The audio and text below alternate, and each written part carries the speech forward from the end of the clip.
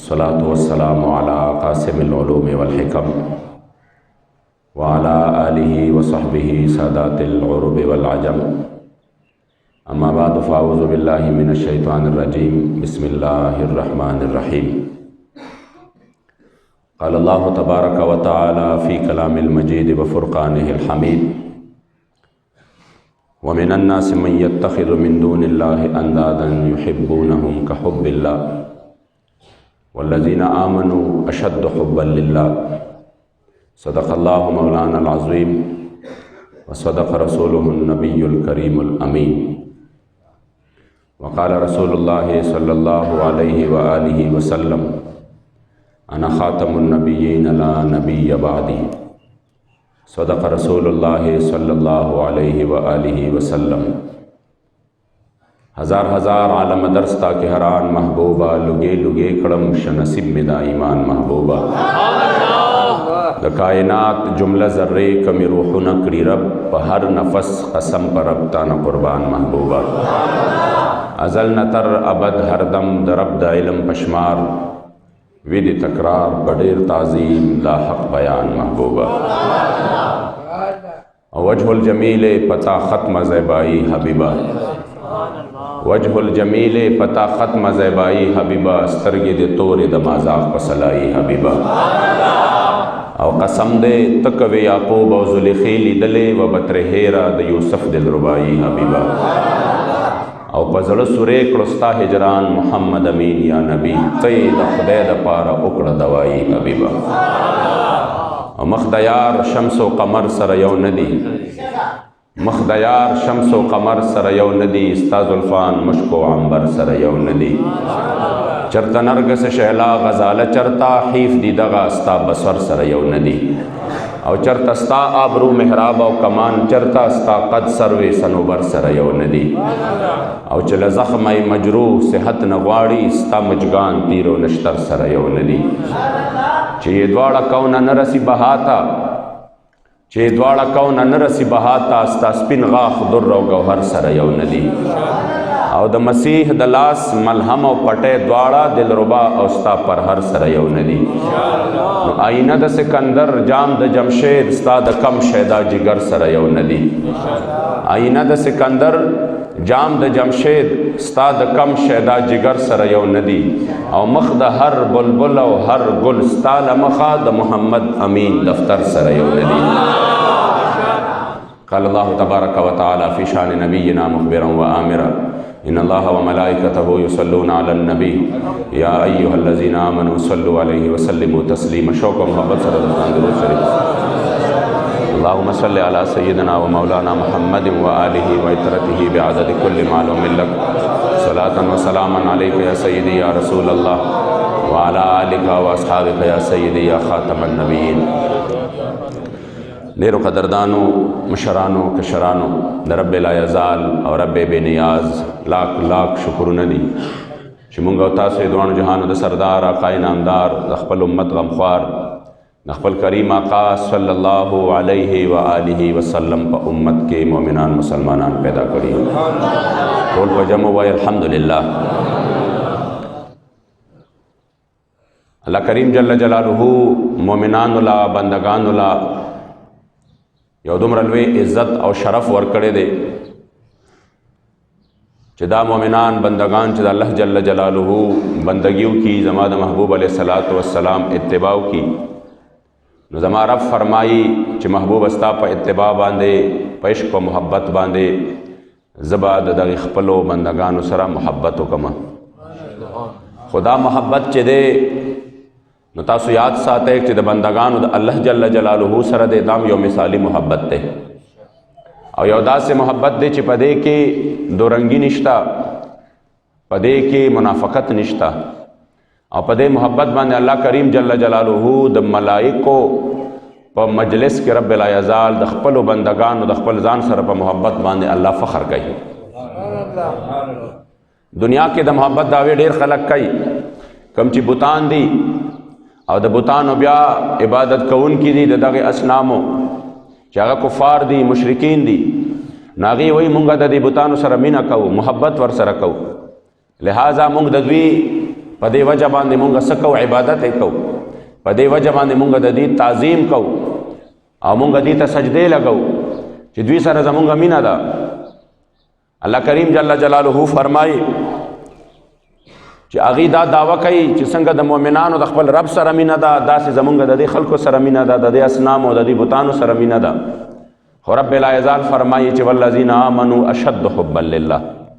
خو چې کم په حقیقت کې مؤمنان دي مؤمنان نو د مؤمنانو محبت چې دی د خپل رب سره دا ډېر زیات دی دا محض دکاوه ده دا محض دکاوه ده هغه حقیقت دی اصنام د دوی چې دي بتان دا محض دکاوه ده سختۍ کې هم چې سخته خبره راشي بیا هم د دوی نه خپل بتان هیر شي حضرت سعد بن ابی وقاص رضی اللہ تعالیٰ عنہ مبارک فرمائی دا حضرت اکرمہ بن ابی جہل چې دا حضرت سیدنا اکرمہ دا ابو جہل بچے ہو خدا مسلمان شو رضی اللہ تعالیٰ عنہ او هغه ابو جہل چې وی به زه په مکه معظمه کې څه نه پرېږدمه اسلام نه پرېږدمه او پردی کورونو کې به چې کم دی د اسلام د پاره چې کم دی څه به کول ورتله به او هغې ته به وی چې د اسلام نه واوړه ظلمونه به کول خو اسلام دومره طاقتور دین دی چې بیا د حق ابو جهل کور ته ور داخل شو د هماغه ابو جهل د هغه کور ته اسلام ور داخل شو نو د هغه بچي ایمان راوړه خو د ایمان د راوړېدو واقعه حضرت اکرمه په خپله باندې کړې ده نو د دې نه معلومات کیږي چې د بتانو مینه او د الله په مینه کې څومره لوی فرق دی وی چې کله مونږه مشرکانو یو ټولګي و یو جماعت و تجار و تاجرانو او مونږ په یو سفر باندې روان شو حضرت اکرمه فرمایي زه مسلمان شوی لا نه وم مونږ په سفر باندې روان شو او دغه کشتی چې وه دغه ورکوټې بهړي چې کوم دی بحري جهاز چې ورته وي بیړی چې ورته وي دا چې دوی د هغې وخت سره څنګه جوړه کړې وه په هغې کې دوی کېناستل او دا بحري بیړی چې دا په سمندر کې روانه شو سفر یې شروع کړ وی چې سفر شروع کو یو حالت داسې راغی یو وخت داسې راغی چې موجونه راغلل سمندر په مستی کې راغی او د هغې دغې موجونو د دریاب چې دا هغې زمونږ دا کشتی په مخه باندې واغسته او حالت دې ته راورسېده چې زمونږ دا کشتی چې دا په غرق کېدو شوه نږدې وه چې مونږ غرق شوی وې او دومره سختترین سیلاب راغی چې زمونږ ته دغې سیلاب نه د بچ کېدو څه امید پاتې نه شو نو چې په کشتی کې څومره مشرکان ناستو نو یغی ټولو یو بل ته وی ټولو یا عباد الله اخلصو اے د الله بندگانو د الله طرف ته رجوع کړئ اے د الله بندگانو د خپل رب طرف ته د الله طرف ته رجوع کړئ چې مونږ الله د قهر او غضب نه خلاص کی کشته په ډوبېدو ده وی زه حیران شوم ما وی چې نن ورته بوتان نه یادېږي نن ورته بوتان نه یادېږي چې کله په ډوبېدو شو کشته په ډوبېدو ده د یو طرف نم چې کم دی د دوی د ستم نشته چې مونږ به د دې دریاب د دې موجونو نه خلاصی څوک نو نن یې بوتان په ځای باندې پرېښودل وایي چې بوتان پرېږدي هغه مونږ نشي خلاصولی د اصنام پرېږدي خو مونږ په خپل لاس باندې جوړ کړي دي هغه مونږ نشي خلاصولی نن هغه یو رب ته چې کم دی رجوع وکړئ کم چې په داسې حالاتو کې د خپلو بندګانو د خلاصۍ اسباب جوړئ وی چې دی دا خبره وکړه وی زما په ذهن کې بس یو ټکه راغله یو خبره راغله ما وی چې عجیبه ده دا خو د الله قول دی فاذا رکبوا فی الفلک دعوا الله مخلصین له الدین کله چې دی دا کشتی کې دوی کینی ورته پته ده چې دا خو سمندر شو ګیر چاپېره اوبه دي او دا اوبه ډېره بېرحمه دي پته نه لګي چې څه وخت مونږ راښکته کړي نو په دغه وخت کې بیا په زړه کې الله ته وایي چې خدای ته م بچ که خدای ته مو دا سفر په خیر باندې کا نو حضرت اکرمه فرمایي چې ما وی چې عجیبه خبره ده چې کله سخته کې گیر شوی اوس وایي چې شابه الله یاد کې بوتان هیر کې نو ما وی چې کوم رب تاسو په سمندر کې بچ کولی شي او ما غ رب تاسو په خشکی کې بچ کوي چې کوم رب تاسو دلته اوازونه کوي او پکار راځي او ما غ رب تاسو د دې سمندر نه بهر هم پکار راځي وی ما په زړه کې وی چې یا الله کنن دې مال نجات راکو کنن دې مال نجات راکو نو زه به ځم او د دوانو جهانو د سردار په لاس مبارک باندې به په اسلام کې داخلېږم او کلمه به وایم زمونږ کشتی الله پاک چې کوم دی څه کړه هغه الله کریم جل جلاله د هغې سیلاب او د هغې غوپو نه بچ کړه او مونږ په آرام باندې خپل منزل ته ورسېدو او چې کله واپس راغلو وی زه راغلم د دوانو جهانو سردار مبارک ته او ورته مې وی چې قربان ماله لاس راکا زه په اسلام کې داخلېدل غواړم گویا کې عزتمندو دا د دې مینه ده دا د دې محبت دی یو طرف ته د مؤمنانو بندگانو د رب سره محبت دی او هغه محبت څنګه دی؟ حضرت سیدنا سعید ابن جبیر رضی الله تعالی عنہ یو روایت چې کوم دی را نقل کړی دی، وایي د قیامت په ورځ به الله کریم جل جلاله دا ټول مخلوق بوي، مسلمانان بموي، کفار بموي. الله جل جلاله به دې ته وایي چې تاسو څه چلو کوئ؟ تاسو چې کوم دی اے کفارو، تاسو ولې د خپلو بتانو عبادت کو؟ دا کوم بتان چې تاسو په خپلو لاسو باندې جوړ کړي دي، تاسو د دې بتانو عبادت ولې کو؟ کفار به وایي چې یا الله کریم جل جلاله مونږ چې د دې بتانو عبادت کوو نو زمونږ د دې بتانو سره مینه وه، زمونږ د دې بتانو سره محبت و، مونږ دې سره مینه کوله ځکه ورته مونږ سجدې کولې، ځکه زمونږ د دې سره محبت و.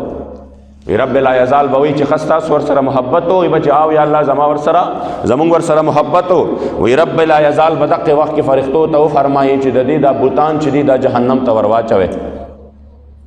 او بیا به دې ته وایي چې ان یدخلوا جهنم مع اصنامهم. او تاسو هم چې کوم دی د خپلو بوتانو سره چونکې د محبت یو اصول دی چې چېرته محبوب وي نو هلته کې عاشق خوشحاله وي. پوهېږئ دې باندې چې هغه هر ځای کې وي عاشق وایي زه هغه سره خوشحاله یم. زمونږ باباجي مبارک فرمایي په قسم دلبره ستا وصل چې نه وي، په قسم دلبره ستا وصل که نه وي خوښ به نشي په جنت کې زما روح. یا رسول الله چې ستاسو مبارکو دیدار پکې نه وي زما هغه جنت هم نه دی پکار. په قسم دلبره ستا وصل چې نه وي خوښ به نشي په جنت کې زما روح، او په خوږه خوله د یو ځل زما نوم یاد کا بیا به نشي مصیبت کې زما روح. او زه چې تا پسې په ګرمو اوښکو جاړم وي په لطف او لذت کې زما روح. نو ما محمد امین خوښ کړی ستا ماتم دی نه دی خوښ په سلطنت کې زما روح. ځای په ځای باباجي مبارک چې کوم دی د دې ذکر کړی دی، بشماره چې کوم دی د دې په اشعارو کې هم دا مضمون واضح دی. فرمائی زاہد کا جنت غواړي مبارک دی ورتوي، والله زبا ایوان اخلم بکوئے محمد، او بلبل حس شیدا یما بروئے محمد. فرمائی چې څوک عبادت به د دې دپاره کوي چې ما ته د جنت ملو شي، څوک به د دې دپاره کوي چې زه د جهنم نه خلاص شمه. عاشق صادق فرمائی چې زه د دې دپاره کومه چې دا جنت چې غواړم د دې دپاره غواړم چې دا جنت زما محبوب علیه الصلاة والسلام خوښترین ځای دی، حضور غوښتلی دی. او جهنم نه پناه ځکه غواړم چې جهنم نه زما جانان مبارک پناه غوښتې ده او زما د کریم نه خوښه ځای دی. په دې وجه عزتمندو دا د دې محبت فرق دی. نو الله کریم به ورته فرمایي چې زه دې چې کوم دی دغه بوتان دغه جهنم ته ورچومه، او زه چې تاسو دې سره خوشحاله یو د دې سره مو مینه ده او محبت مو دی ورسره، نو زه ورځئ ځکه چې چېرته محبوب وي هغه د هغې دپاره جنت دی. زما کریم آقا مبارک مسکن و مدفن مدینه منوره کې به چې کله د عاشق صادق ناستو چې د عاشق صادق ناستو نو فرمایل به په قسم چې په هزار عید ورنه کړم ستا حرم ته چې ګدا رسیږي بیا، والله زار کړم ترې اته واړه جنته که لورایه د روضه ښکارېږي بیا، والله زار کړم ترې اته واړه جنته که لورایه د روضه ښکارېږي بیا، او تا نه بیا محمد امین غواړي خاونده چې روضې نه د حضرت زارېږي بیا. او چې کله به هلته ناستو نو فرمایل به رضوانه هیر به د جنت شي که حاصل شو درته، رضوانه هیر به د جنت شي که حاصل شو درته، د خدای په لوی فضل دیدار د محمد مصطفی، او غواړم ګلونه د ګلزار د محمد مصطفی، رب ذوالجلال نه په رخسار د محمد مصطفی. له دغه درد ای مولا صحت نصیب مکړه، محمد امین دی بیمار د محمد مصطفی. ځکه عزتمندو چې دا خو د محبوب دپاره یو قانون دی چې چرته دی. باباجي مبارک به فرمایل چې کله به مدینه منوره کې و فرمایل به چې رضوانه راشه وګوره، رضوانه مدینه منوره ده، ښکلې ستا تر ګلستانه مدینه منوره ده، ستا د باغ تر خو ګلونو تر هماو نعمتونو په قسم چې ما ته ګرانه مدینه منوره ده، او سترګې ښکته ملامته محمد امین جړیږي غیر چاپیره له هر خوانه مدینه منوره ده. د رب لا یزال به فرمایي ځای ور داخل شئ، بوتان هم جهنم کې دي، تاسو دلته څه کوئ؟ ورځئ ورپسې. هغې ټول به زور وایي نه نه نه یا الله مونږ ورسره ولې جهنم ته ورچئ؟ داسې مینه خو ورسره نه وه چې مونږ ورسره جهنم کې اوسېږئ. دوی دې اوسېږي په جهنم کې، دوی اوسېږه، دوی دې چې کوم دی ایره ایره شي، خو یا الله مونږ د جهنم د اور نه وساته. په دغه وخت کې به الله کریم جل جلاله خپلو چې کوم دی فرښتو ته ووایي چې زما مؤمنان بندگان راولئ، چې چا ما سره مینه کړې ده هغه خلک راولئ. چې کله هغه خلک راشي چې د چا د رب سره مینه ده او د چا دعوه دا ده چې چې زمونږ د خپل رب سره مینه ده. رب لا یزال به کفارو ته وایي اوس یو نظاره وګورئ، دا زما مؤمنان بندگان دي، زما بندگانو زما عبادت مو کو، او یا الله ستا عبادت مو کو. ولې مو کو؟ خدای زمونږ خو تا سره مینه وه، زمونږ خو د تا سره محبت و. بیا به په دقه وخت کې چې کم دی رب لا یزال د کفارو په وړاندې الله کریم ثم یقول للمؤمنین بین یدی الکافرین، بیا به الله جل جلاله مؤمنانو ته د کافرانو په وړاندې وفرمایي او څه به ورته ووایي؟ ورته به ووایي چې ان کنتم احبائي فادخلوا جهنم، که چېرته تاسو زما سره مینه کوئ او زما د محبت دعوه کوئ، الله به کفارو ته ښیي چې محبت دی ته وایي، او دا به بطور امتحان وایي. الله به جهنم ته خپل بندگان نه چې کم دی بوځي، بلکې امتحان ښیي به کفارو ته چې تاسو مینه خدا وه چې ستاسو بوتان مې جهنم ته ور واچول، یو هم ورسره ور داخل نه شوی. خو راشئ مینه دا ده چې کوم بندگان زما سره کوي، چې څنګه رب لا یزال ورته وفرمایي زما سره مو مینه ده، ښځی زما حکم دی ټول جهنم ته ورشئ. چې څنګه وایي دا بندگان د الله د طرف نه حکم واوري چې ښه زمونږ رب مونږ ته وفرمایل چې جهنم ته ور داخل شئ، فیقتحمون فیها، دا به یو ناشنا منظر جوړ شي چې دا ټول مؤمنان به د یو بل نه مخکې کېږي او ټوپونه به وهي، خوشحاله وي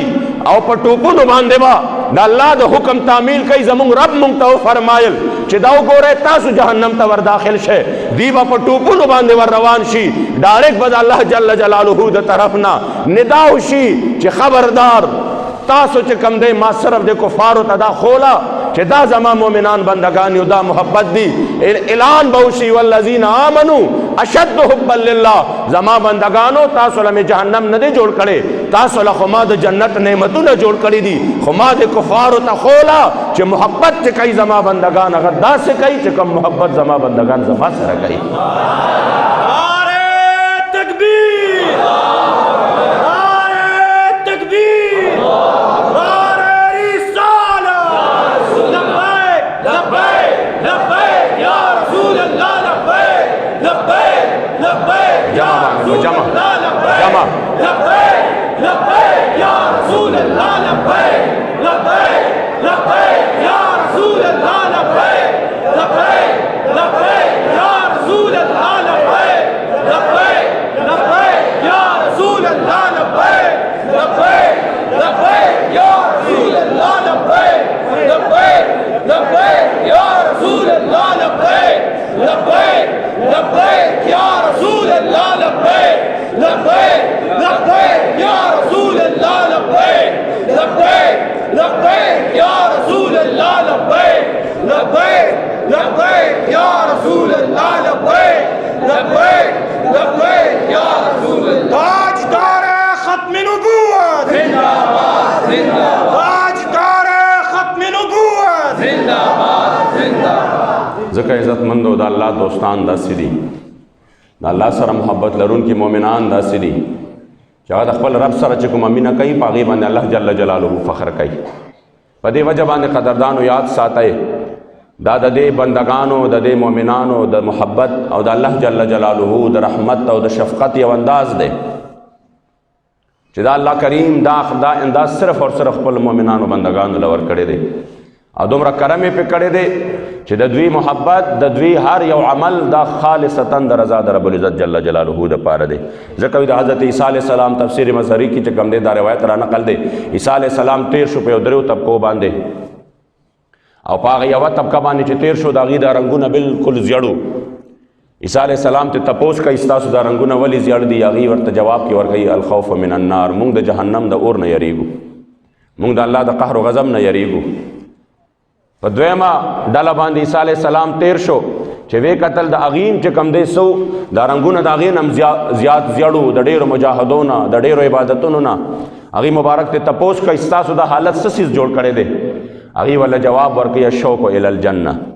موږ د الله نه جنت غواړو چې موږ له الله جنت راکړي. درېیمه ډله ناسته وه چې عیسی علیه السلام پې تېرېږي، د هغې د دې مخونو نه داسې د نور شعلې روانې دي او داسې د نورانیت او د روحانیت جلکونه ترې نه روان دي. هغې ته تپوس کوي عیسی علیه السلام چې تاسو له الله دا دومره مرتبه په څه باندې درکړې ده چې دومره ستاسو د دې مخونو نه یو پړق رڼا روانه ده هغوی وله جواب ورکوي چې لحب الله تعالی مونږ چې کوو مونږ شپه ورځئ زمونږ هر یو عمل د دغې رب د رضا او د هغه د محبت په دپاره دی مونږ وایو چې مونږ هغه کار وکړو چې په هغې کې زمونږ نه زمونږ رب رضا شي او دا عزتمندو د الله د دوستانو پہچان دی چې مونږ هغه کار وکړو چې په هغې کې زمونږ رب زمونږ نه رضا شي او زمونږ د رب د رضا دپاره عزتمندو یاد ساتئ چې نن په دې حالاتو کې په دې موجوده حالاتو کې مونږ غیر چاپېره وګورو او په هر طرف باندې دنیا ټوله مفاد پرستی شوه عبادت هم ټول د مفادو د پاره شو هر یو سړی چې راشي او دعا درته کوي یقین وکړه مونږ ته په خپل ژوند کې به کم داسې خلک یادېږي چې هغوی دا دعا وکړي چې یاره جي ماله دا دعا وغواړه زما ایمان سلامت شي ماله دا دعا وغواړه چې ماله خدای پاک چې کوم د خپل محبت راکړي د خپل نبی محبت راکړي دا به ډېر کم خلک وي خو چې څوک راځي یاره جي هغه فلاني فلاني چې کوم دی مشکلات دي دعا وکړي الله یو سم ښکلی کاروبار راکړي بل به راځي چې الله کریم جل جلاله زما هغه فلاني کاروبار کې سم برکت واچوي بل به وایي چې جي هغه بچي مې دي چې الله یې کامیاب کړو داسې په ښه ښه ځایونو کې چې کوم دی د هغې نوکری وشي او داسې په ښه ښه ځایونو کې ول الله پاک رشتې ورکړي او داسې چې کوم دی داسې یعنې ټول د دنیا په حوالې سره او چې کوم بیا د بندگانو د عبادت حالت دی نو هغه حالت هم داسې دی چې هر انسان د خپل ذات دپاره لګیا دی زمونږ امیر المجاهدین حضرت علامه حافظ خادم حسین رضوي صاحب مبارک رحمت الله تعالی علیه به فرمایل وی به دا مونځ او دا اودس او دا روژه او دا زکات او دا حج خو ته د ځان دپاره کې دا ډېره ناشنا خبره ده عزتمند وي دا خو ټول ته د ځان دپاره کې که چې کله په قبر کې کېښودی شي ستا قبر کې ستا وجود کېښودی شي او محبوب دنه تپوس وکړه چې دا مونځ اودس خو تا د ځان دپاره کړي وو دا راته ووایه چې زما په دین باندې خبره راغله بیا زما د دین دپاره دې څه کړي چې زما په عزت او ناموس باندې خبره راغله بیا هغې دپاره دې څه کړي تا خو په عبادت کې مفاد لټول پوهېږې پې تا خو عبادت هم د خپل مزاج مطابق کو تا خو ته خو په اسلام باندې هم د خپل مزاج او د خپل مرضی مطابق چلې دی چې اسلام کې چې کوم شي به ستا وجود له خوند درکو هغه به دې کو چې په کوم کې به مشقت او د هغې نه به لرې تښتېدې چې په کوم څیز کې به ستا نفس چې کوم دی څه ناڅه په سهولت کې او خوشحاله نو هغې ته به ډېر په مینه باندې رالی په مینه باندې به دې ځان پسې بلا بلا پنډونه وتړل او لا بړه تا به وې زه لاړم د دین د خدمت دپاره او ما چې کوم دی دومره وخت تیر کو ما کال تیر کو ما عمر لګو خو چې زما په عزت او ناموس به حمله راله او په هغې کې به د یوې ورځې سختي و هغه سختۍ ته دې چېرته ځان نیولی دی که نه ستا د خپل مرضی مطابق دینو چې په کوم کې ستا دپاره صرف او صرف خوندونه او مزې وې په هغې کې د سختۍ او د تکلیف او د مصیبت او د مشقت تصور هم نو ماله جواب راکړه عزتمندو د نن سبا خلکو مې اسلام د خپل مزاج مطابق کو محبت هم د خپل مزاج مطابق شو چې د چا لږه چې کم دی سوي باباجي به اکثر دا خبرې کولې وی به چې هر یو انسان د خپل مزاج وي چې د چا لږه مرتبه اوچتئ نو هغه چې کم دی په تیزه باندې ناره والم د ځان دپاره څه ګڼي بې ادبي ګڼي چونکې د هغه مرتبه غټه ده نو هغه چې وي هغه لګیایي نو هغه به ذکر ورو ورو کوي او دا بل چې دی نو چونکې دا خو د ده خو هغه مرتبه نه ده نو دی به ورسره چې کم دی چې ده ته به وایي چې شا به ته تیز کوه چې ناره والي کېږي نو دی به وایي چې نه زه ولې ناره ووامه یعنی هر یو انسان د خپل ذات مطابق او د خپل ځان مطابق مونږ چې کوم دی اسلام باندې لګیا یو تاسو به کله ناکله خیال کړي باباجي به په دې نارو کې بالکل بې خوده شو چې لاسونه به یې اوچتول دا به نه وه چې هغې مبارکو به داسې کړي تاسو ته به یې شابه نه هغه به چې کوم دی کوم عمل په خپله باندې کو نو بیا به چې کوم دی نورو ته به شابه داسې وکړي ځکه الله پاک هغه له یو شان او یو مرتبه ورکړې وه عزتمندو راځئ چې مونږ نن په اسلام باندې د اسلام د مزاج مطابق وچلیږو چې مونږ نه اسلام دا غواړي چې د مونځ او دس وخت دي دا اسلاف وګورئ زمونږ باباجي صاحب مبارک وګورئ چې کله به د عبادت او د ریاضت وخت و باندې عابد او زاهد به بل څوک نه و مونږ چې کوم دی د مریدانو نه د دې مبارک د زهد او تقوا کیسې اورېدلې دي په خوراک کې د احتیاط چې کوم دی کیسې اورېدلې دي مونږ د دې مبارکو چې کوم دی د استقامت او د اخلاص کیسې اورېدلې دي خو چې د حضور علیه السلام مبارک په دین باندې به د پهردارۍ وخت شو نو بیا به دا نه وی چې نه مونږ خو الله والا یو زمونږ خو دغه کار نه دی دا کار خو دغه فلانو دی او د دې دپاره غي دي زمونږ بیا لینډ دی او د دې بیا لینډ دی او دا لینډ چې کوم دی دا جدا شوی دی او دا په بل طرف باندې تللی دی نن سبا خو ټولې همدا خبرې دي دا لینډ دی او دا لینډ دی هغه ډو لینډ نه دی چې په هغې کې په دین باندې پهرداري نه هغه ډو تصوف نه دی چې په هغې کې د حضور په دین باندې غیرت نه او هغه چې کوم دی د حضور علیه السلام مبارک د دین خدمت نه دی چې په هغې کې په دین باندې حملې کېږي عزتمندو کم چې د بني اسرائیلو واقعه ده ډېره چې کم دی زما ستا دپاره په دې وخت کې داسې د عبرت ده چې حضرت जिब्राइल अलैहिस्सलाम ته الله فرمایل چې لاړ شه انقلب قضا و قضا دا فلانه چې څومره دا کلی دي دا ټول دا سره واړه په دې بل طرف باندې جبرائیل علیه السلام چې راغی په یو ګټ کې یو کس ناستو الله الله کول جبرائیل علیه السلام واپس چې کم دی راځي یا الله هلته خو یو کس داسې دی چې لم یعصک طرفة عین قط هغه خو په ټول عمر کې د سترګو د رب هم رمستا نافرماني نه ده کړې د دې نه باندې د تقوا لوی مقام شته مال جواب راکړه شته د تقوا د دې نه زیات مقام شته چې یو انسان په خپل ټول زندګۍ کې په خپل ټول عمر کې د سترګو د رب هم رم د الله نافرماني ونه کې شته دی نشته نو خدای هغه باندې م راواړومه دې کې خو هغه موجود دی زما رب ورته فرمایي چې آو په هغه باندې د ټولو نه اول راواړوه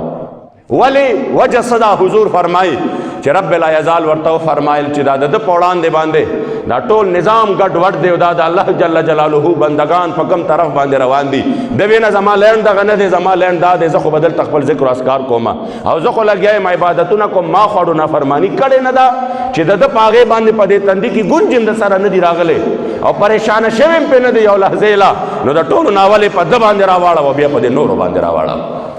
زکه عزتمندو د دې زما جانان مبارک یو مثال ذکر کړی دی لکه کشته دا او دو چته دا او پاغه کې کسان لګیا دي سفر کوي لاندې چت والام دي برم دي لاندې چت په وبو کې روان دي بر چت چې دی هغه د وبو د پاسه د سمندر کې سفر دی شروع دی وی لاندې چت والا ته د وبو ضرورت شو نو د بر والا ته وی چې مونږ وبو پکار دي نو دوی سره چون کې بر خو هغه خو په سمندر غاړه وا ور مری کولاول نشو او بر چې کم دی راتلل نو دی بر والا به ورله وبو ور کولې چې دا والا وبو چې بار بار ته غوښتې نو اخر کې د دې وټړه تنگ شو دی ورته ویل که خپل کارم دی ځان له تکړه شي او بچ د کم ځای نه راخلای نو راخلای بس هغه کې یو کس لاندې د نر بچي شروع شوی دی او یو غټ ټبر ور سره او په دې کشته باندې چې کم دی د لاندې نه په کوم چت کې چې دی وو پاک چت کې پاغه دغه کې دغه یو طرف کې سورې شروع کړي دی چې دی بره تبر والاو چې دی بره دغه والاو د تبر والا دا ډز ډز اورېدلي دي نو دی ورته چې دا څه کوي وایي چې یاره دا کشته زه به څه به بار بار د تاسو نه اوبه راخلو دې کشته کې به سورې وکړمه پوهېږې پې د لاندې نه نو زه دا اوبه به پکې ډایرکټ راځي بس تاسو ته واډو وایو نه دا اوبه به زه د دې ځای نه ډایرکټ راخلمه زما محبوب فرمایي که د بره والا او دا سړی منې که څوک یې منې که دا د تبر والا دا یې منې که خو صحیح ده او که منې نه کو وی چې زمړه صحیح ده به تاسو ځان دپاره خپل کار کوئ او لګیا ته په تبر باندې خپل لاندې ځای چې کم دی څه کې لاندې چت سورې کوي نو بس سورې کا نو وی غر کېږي به یوازې لاندې که نه باندې به مسره غر کېږي دواړه به غر کېږي قربان زما د جانان مبارک چې کم دی د عقل او د علم او د فهم نشم چې الله د عقل او فکر د دانش او د حکمتونو سلی سے پیدا کړي یو کم سلی یوازې خپل جانان مبارک له ورکړي په دې وجه باندې دا مه وایه چې فلانې غر کېږي غرق دي شي پاکستان کې نظام مصطفی نشته نه دی وي زما خانقاه خو آباده ده هغې کې خو د جمعې مظلم بلا خلک راځي او خلک ډېر راځي زما لاس هم ښکلی ما ته څه ضرورت دی چې زه د بل چا پروا وساتم چې زما دوه درې مریدان رانه مخکې رستم وي زما کیړی هم ما ته سموي زما ته څادر هم اچوي او بس دا خو زما چې کم دی ټیس تپاس روان دی خبره ختمه ده زه نور څه کومه په چا باندې چې زه چې کم دی دنیا ورانیږي دي دغې سره زمونږ کار نشته زما محبوب فرمایي چې دغه په عذاب کې راځي ته به ورسره په سر کې په عذاب کې راځي ځکه چې دغه غر کېږي دا مه وایه چې زه به ورسره غرق نه یم ته به په سر کې غر کېږي ځکه عزتمندو حضور قبله امیر المجاهدین هغه صرف په خپل ذات کې چې کم دی هغه دغه نه وه کړی چې هغه د تقوا غر او هغه د اخلاص غر او په خپل کلي کې او په خپل خانقاه کې او په خپل جومات کې نه هغه میدان ته راوتلی و هغه د دغې امت غم هم کړی و پوهېږئ دې باندې او په حقیقت کې کړی و نن عزتمندو یقین وکئ زه دا څو ورځې چې کم دی د پاکستان د هغې باولنګر د هغې ګوټ نه راورسېدم چې کم دی سوات ته په هر ځای کې که ماشوم دی که مشر دی که کشر دی که د هرې طبقې سره تعلق ساتي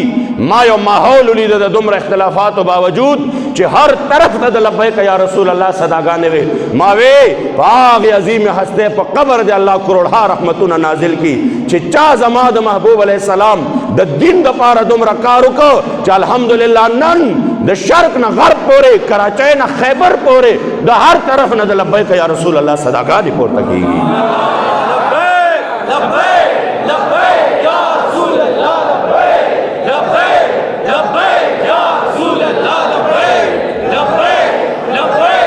باندې ټول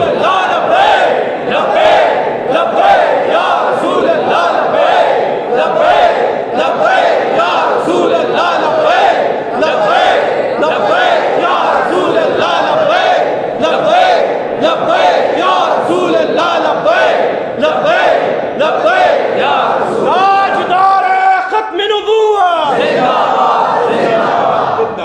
ځکه عزتمندو ان شاء الله تعالی دا ناره به کور کور ته رسي د موافقینو خاصم رسېدلې ده ان شاء الله دا به د مخالفینو کور کور ته هم رسي او په هر طرف باندې به خورېږي ان شاء الله تعالی که زړه ښه وي او که بد وي خو دا ناره به ځي ان شاء الله. زه اوس هم دعوت ورکوم هغې خلکو له چې څوک به بیا دل ناخواسته راځي مجبوری به جوړېږي هغې ته اوس هم وایم چې راشئ زما د محبوب علیه الصلاة والسلام د در دروازې کلو دي او ډېرې فراخه دي دومره ویړیا سودا ده او دومره هر څه دي پکې چې والله د ټولې دنیا نه دې بې نیاز او بې پروا کړي زما د جانان سره الله هغه څه ایښودي دي زما د حضور د در په د خاورو کې چې والله العظیم چې دومره څه چې کوم دی ستا په تصور کې هم نشي راتلی ستا په وهم او ګمان کې هم نشي راتلی چې زما محبوب له الله څه ورکړي دي. نو راشه عزتمندو د هغې در له راشئ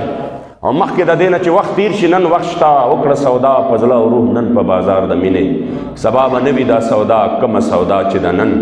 امام اہل سنت فرمائی آج لے ان کی پناہ آج مدد مانگ ان سے پھر نہ مانے کہ قیامت میں اگر مان گیا قیامت په ورځ خو به د بیا هسې خوله وازه نیولي چې آها دا خو رښتیا د هر څه چې کوم دی وو نو پاکه ورځ باندې چې د بیا خوله وازه نو بیا فایده نه کوي نن یې ومنه پوهېږې دې باندې نن ومنه وکړه سودا په زړه او روح نن په بازار د مینې ځکه چې سبا به نه وي دا سودا کومه سودا چې د نن سودا ډېره ویړیا ده ډېره ارزانه ملاویږي او ډېره اسانه ملاویږي. عزتمندو زما ټول دوستانو ته اوریدونکو ته متقدینو ته متوسلینو ته ټولو ته چې کوم دی دا درخواست دی چې نن مکشته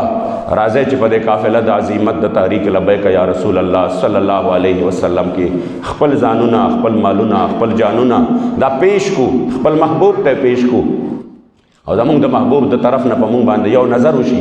او یو چې کوم دی د هغې مبارکو د طرف نه زمونږ دپاره یو د شفقت کلمه د هغې د زبان مبارک نه ادا شي په ایمان درته وایم زمونږ دنیا هم ښه ده او زمونږ اخرت هم ښه دی. 20 اپریل رانږدې دی او تاسو ته پته ده حکومت وقت چې دی نو دا اول ورځ اجلاس باقاعده شوی دی ډېر خلک خبرې کوي که نه سفیر داسې او سفیر داسې مې بدبختو تاسو دا هم نه ګورئ په ټوله دنیا کې خبر خور شو چې د تحریک لبیک د معاهدې مطابق د حکومت چې کوم دی وزیر اعظم خپل کابینې اجلاس راغوښتی دی او د فرانس د سفیر د ملک بدرې د خلاف چې کوم دی د ملک بدرې د معاهدې مطابق مشاورت کوي چې ټولې دنیا ته دا خبر لاړ شي چې اوس هم په وطن کې په پاکستان کې داسې د حضور غلامان شته چې یو ډېر ظالم او جابر حکومت یې دې ته مجبور کړ چې هغې اجلاس راوغوښته چې راځئ کېږي بس پوهېږئ پې کېږي بس. عزتمندو دا د دې تحریک او ستاسو غوندې د دې مخلصینو کارکنانو د جذبو او د اخلاص برکت دی او دا عزتمندو د دې د قبولیت لویه نشانی ده. او بیا عزتمندو انشاءالله تعالی چې مونږ خو اول هم ویلي او مونږ اوس هم وایو مونږ بیا هم وایو چې مونږ د خپل نبي دپاره میدان کې ولاړ یو او انشاءالله په هر میدان کې به ودرېږو هر وخت به ودرېږو او دا به نه وي چې نه دا خو سختی دي دا خو روجه ده او دا خو کوجه ده نه که روجه ده او که کوجه ده او که اختر دی چې هر وخت دی دا هر څه د حضور د برکته دي روجه د حضور د خاطره میلاو ده دا مونږ باندې چې الله دومره کرم کړی د حضور د خاطره لہذا حکومت وقت دی د خپلو غوږونو